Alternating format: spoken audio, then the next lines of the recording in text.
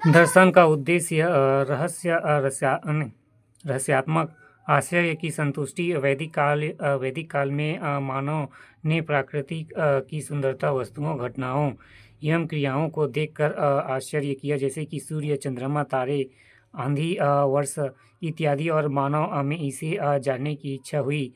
तात्विक रहस्यों का चिंतन। यूनानी लोगों को प्रकृति की क्रियाओं पर आश्चर्य हुआ और संसार के मूल तत्वों को जानने की जिज्ञासा का जन्म हुआ। तर्क द्वारा संशय दूर करना। वास्तविक ज्ञान की प्राप्ति केवल किसी की बात को मान लेने से नहीं होता है, जब तक कि इसे तर्क देकर सिद्ध न किया जाए। यह अर्थात स्वरूप ज्ञान प्राप्त करना।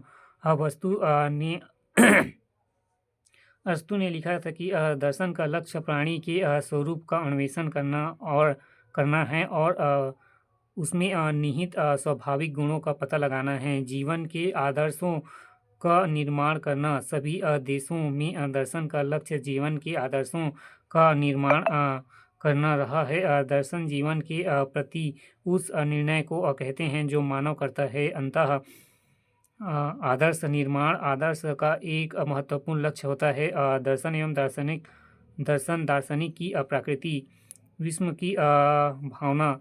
दार्शनिक वह व्यक्ति होता है जो अपने चारों ओर की प्रकृति एवं सांसारिक व्यवस्था एवं घटनाओं को देखकर आश्चर्य प्रकट करता है और मूल कारण की खोज करने लगता है। संदेह की भावना।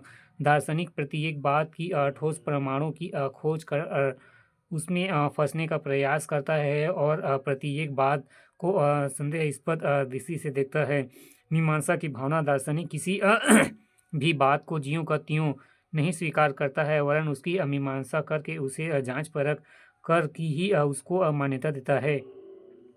तटस्थता की भावना। दार्शनिक अंधविश्वासी नहीं होता है, वह तटस्थता भावना से किसी भी प्रश्न का चिंतन करता है। उसमें विचार स्वतंत्रता होता है, वह स्वयं अपने मत का निर्धारण करता है।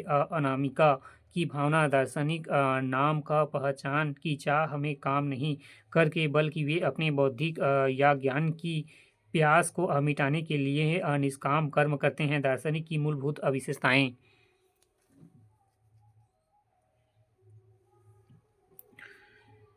विश्वासों का समीक्षात्मक मूल्यांकन। दर्शन तर्क और युक्त के आधार पर किसी बात का समर्थन का विरोध करता है। अंतः प्रज्ञा एवं आस्था एवं पूर्वाग्रह का दर्शन में कोई स्थान नहीं होता है।